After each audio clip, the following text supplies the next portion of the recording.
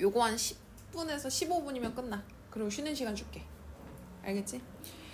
자, 이 새라고 하는 시는 간단히 정리하면 뭐냐면 이 포수에 대한 비판이야. 포수라고 하는 존재가 어떠한 상징을 갖고 있는 존재냐면 이게 뭐 야구에서 포수가 아니고 총 쏘는 포수를 얘기하는 거예요. 폭력적인 인간 문명, 현대 문명을 상징합니다. 이것만 잘 기억해 주시면 돼요. 그래서 인간 문명, 현대 문명이라고 하는 걸 비판하는 내용의 시거든. 자, 이 포수는 누굴 쏘냐면 새를 쏴. 그럼 봐. 사냥꾼이 새를 쏘는 이유는 뭘까?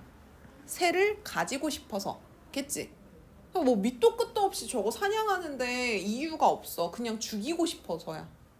그러면 문제가 있는 사람이죠. 그치? 사냥의 목적은 사냥물을 획득하기 위해서 하는 거야. 그러니까 이렇게 생각하시면 됩니다. 현대 문명이 새를 쏘는 이유는 새가 갖고 있는 무언가를 가지고 싶어서 쏘는 거야. 그 무언가가 뭐냐면 여기 나와. 순수. 자, 새가 왜 순수한 존재인지 보자. 하늘에 깔아놓은 바람의 여울터에서나 속삭이듯 서거기는 나무의 그늘에서나 새는 노래한다. 자, 이 새라고 하는 존재가 노래를 하는데 자기가 부르는 노래가 노래인 줄도 모르면서 불러. 자, 새라고 하는 존재는 인위적이지 않은 존재란 뜻이야. 이 새는 자연을 상징해요. 포수는 인간 문명, 현대 문명을 상징한다 그랬지. 인간은 현대 문명을 이룩하기 위해서 뭘 자꾸 생성시켜놨냐? 인위적인 것들을 만들어내. 근데 이 새는 인위적이라고 하는 걸 할 수 없는 애예요. 노래를 부르지만 그 노래를 부르는 거에 의도 같은 건 없어요. 그냥 자기가 내는 소리 그 자체가 노래가 되는 거야. 그럼 이렇게 생각하면 돼. 어떠한 아이돌이 있는데 자기가 뭔가 의도하지 않았지만 걔는 모든 행동이 매력적이야. 그런 사람들이 있죠. 근데 이 친구를 질투하는 다른 친구가 있어요. 타 아이돌이. 그래서 얘 행동을 낱낱이 분석해서 얘가 하는 행동을 그대로 쫓아해. 그러면 이 사람의 행동이라고 하는 게 포수의 행동이고 이 아이돌이 새와 같은 존재인 거야. 그래서 얘가 자연스럽게 의도 없이 했던 행동을 나는 제가 갖고 있는 순수함이라고 하는 걸 연기하기 위해서 인위적으로 쫓아해. 근데 대중들은 알죠. 얘가 얘만큼 매력이 없다는 걸. 이 시는 그걸 얘기하는 거야. 현대 문명이 그래서 이렇게 인위적이지 않은 순수한 자연이라는 걸 되찾고 싶어서 갖고 싶어서 이 새라는 존재를 쏩니다. 그런데 우리는 그 인위적이라고 하는 걸 갖겠다고 또 총으로 얘를 쏘면 그거 자체가 하나하나 낱낱이 분석해가지고 쫓아하는 행위랑 다를 게 없죠. 그럼 또 인위적인 행위가 돼요. 그럼 새가 갖고 있는 순수함이라는 걸 포수가 새를 쏴 죽인다고 해서 가질 수 있어 없어? 없어. 그 얘기를 하고 있어. 자, 이때 이 새라고 하는 애가 노래한다. 그것이 노래인 줄도 모르면서 이렇게 되어 있거든. 이 부분 같은 경우에는 도치로 볼 수도 있고 아닌 걸로 볼 수도 있어요. 왜 그러냐면 여기 면서라고 하는 게 연결어미야. 문장 성분상 연결어미가 들어가는 건 부사 취급을 해요. 그래서 사실 문장 내에서 주어나 목적어 같은 애가 뒤로 빠지면 완벽하게 도치라고 보는데 부사어가 이런 식으로 뒤로 빠지면 그 부분은 도치로 볼 때도 있고 아닐 때도 있어. 그래서 이거는 학교 선생님이 어떻게 가르쳐 주시는지 잘 보세요. 알겠지? 자, 일단 다 보자. 새라고 하는 존재가 머무는 장소를 한번 볼게요. 바람의 여울터나 나무 그늘에 머물죠. 바람의 여울터라고 하는 건 여울이라고 하는 건 시냇물이 흘러가는 장소를 여울이라 그러거든. 근데 바람의 여울터니까 물이 아니라 바람이 시냇물처럼 흘러가는 장소를 얘기해. 그래서 바람의 여울터는 공중을 얘기합니다. 오케이? 요런 허공. 바람이 휑휑 하고 다니는 허공. 거기서 새는 날아다니면서 노래를 하거나 속삭이듯이 서걱이고 있는 나무 그늘에서 노래를 합니다.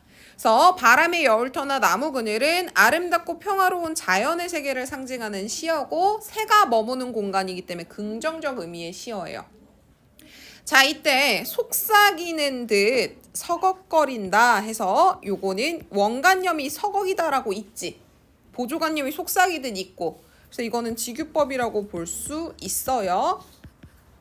자, 이때 속삭이듯 서걱이는 나무 그늘이라 그랬죠. 그래서 여기서 나무 그늘 밑에서 나뭇 이파리들이 바람에 흔들려서 서걱서걱 소리가 나는 걸로 생각하시면 됩니다. 오케이? 그래서 여기서는 청각적 심상도 자극이 돼요. 오케이? 그리고 바람의 여울터나 나무 그늘에서 이 순수한 존재인 새는 순수한 노래를 하죠. 의도하지 않고 가식적이거나 의식하지 않는 순수함이 나타나죠. 그래서 여기서 청각이 드러나고 노래에서도 청각이 드러납니다. 새는 그것이 사랑인 줄도 모르면서 두 놈이 부리를 서로의 쪽지에 파묻고 따스한 체온을 나누어 가진다. 자, 여기 보세요. 요 그것이라고 하는 애가 이 문장에선 뒤로 빠졌지. 근데 요 문장에선 다시 요렇게 오거든. 그래서 요걸 기준으로 보면 얘 위치가 이 문장에서 뒤로 빠졌기 때문에 또 도치로 볼 수도 있어. 그래서 그 기준이 되게 애매해. 그래서 요 도치법인지 아닌지 꼭 학교에 확인을 하세요. 수업 때 선생님이 도치라고 하시는지 안 하시는지 꼭 확인하십시오. 자, 새는 그것이에서 이 그것이라고 하는 게 뭐냐면 밑에 나오는 새의 행동입니다. 그래서 이 저라고 하는 표현은 대용 표현이죠. 그래서 대용 표현 사용합니다. 자, 사랑인 줄도 모르면서, 자, 노래인 줄도 모르면서, 사랑인 줄도 모르면서 반복하고 있죠. 그러면 얘를 도치를 왜 했을까? 도치법으로 본다 그러면 도치를 한 이유는 이 행과 이 행이 똑같이 반복돼서 운율 형성하게 만들려고. 그지? 두 놈이 부리를 서로의 쪽지에 파묻고 따스한 체온을 나눠 가지는 것. 그게 새가 하는 행동이고 서로가 서로에게 사랑을 표현하는 행동인데 얘네는 그게 사랑인지도 몰라요. 가식적이거나 의식하지 않고 그런 행동을 합니다. 그래서 여기서 따스한 체온에 쓰니까 촉각적 심상 자극되고 있고요. 여기서는 두 새가 서로의 부리를 이렇게 쪼면서 서로 이렇게 끌어안고 있는 상황이겠죠. 그걸 형상하고 있기 때문에 시각적 심상을 자극한다라고 볼 수 있어요. 일종의 묘사 같은 겁니다. 오케이? 그래서 현재형 어미 계속 반복해서 운율 형성해주고 있어요. 자, 그 다음에 새는 울어서 뜻을 만들지 않아요. 여기서 뜻이라고 하는 건 인위적인 것을 상징하는 시어야. 사람은 새가 울면 그 우는 것의 뜻을 찾아서 분석해서 쫓아하려고 해. 그래서 인위적이지 않아. 교태로 사랑을 가식하지 않아요. 그래서 요거는 새의 특징인데 잘 봐. 새는 이러고 얘기하지. 새는 이렇대. 인간은. 인위적이고 가식적이야. 현대문명은 그래. 그래서 여기서는 인간과 대비되는 새의 순수함의 모습이 나타납니다. 위에 나왔던 일의 내용이 다시 한번 정리돼서 이에 나오고 있어요. 자, 그래서 포수는요, 한 덩이 나무로 그 순수를 겨냥합니다. 여기서 포수는 현대문명, 여기서 순수는 새라고 하는 걸 표현하고 있어. 그래서 얘는 은유법으로 보셔도 돼요. 새라고 하는 원관념을 순수라고 하는 보조관념에 빗대어 표현하고 있으니까. 자, 현대문명은 순수한 새를 어떻게 하려고 하냐? 한 덩이 납은 총알 얘기하는 거야. 총알로 사냥해서 제가 갖고 있는 순수를 빼앗아 오려고 해. 그걸 내가 사냥하려고 해. 그런데 매양 쏘는 건 순수성을 얻게 되는 것이 아니라 피에 젖은 한 마리 상한 새만 가지게 됩니다. 그래서 포수가 폭력성과 비정함으로 순수성을 빼앗으려고 하면 결국 포수 앞에 떨어지는 건 폭력성이지. 그치? 순수함은 절대 갖지 못해. 그래서 새를 잡았다고 해도 새의 본질인 순수성은 얻지 못하고 새가 지닌 순수의 가치는 결코 말살되지 못한다. 총으로 쐈지만 순수함이라고 하는 건 잡았어? 못 잡았어? 못 잡았어. 자연이 갖고 있는 순수함은 인간이 폭력성을 가지고 얻으려고 할 때 인간이 현대 문명을 세운 방식으로 인위적으로 얻으려고 할 때 절대 얻을 수 없다 라고 하는 걸 보여주고 있는 시입니다. 자, 옆에 잠깐 볼게요. 새의 속성.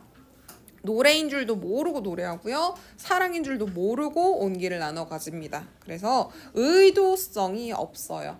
인위적이지 않아요. 순수합니다. 그리고 연약한 존재끼리 서로 배려하는 존재예요.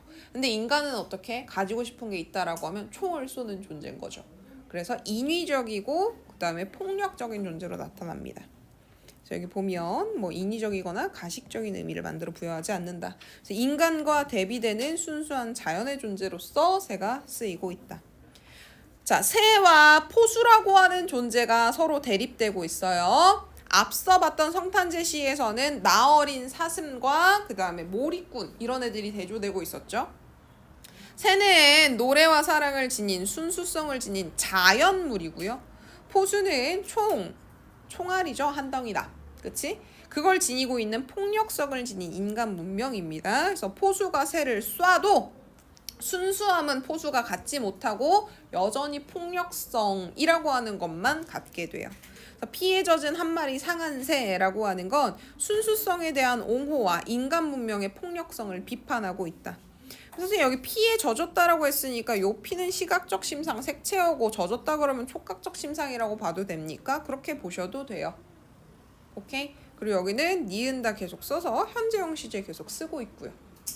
현재형 시제를 쓰면 현장감, 생동감, 내 눈앞에서 지금 저게 펼쳐지고 있는 것과 같은 느낌이 들고 그 다음에 절대적인 진리라고 하는 걸 표현할 때 사용하는 방식이거든. 그래서 얘는 그거 두 개 다 효과적으로 표현해주고 있어요.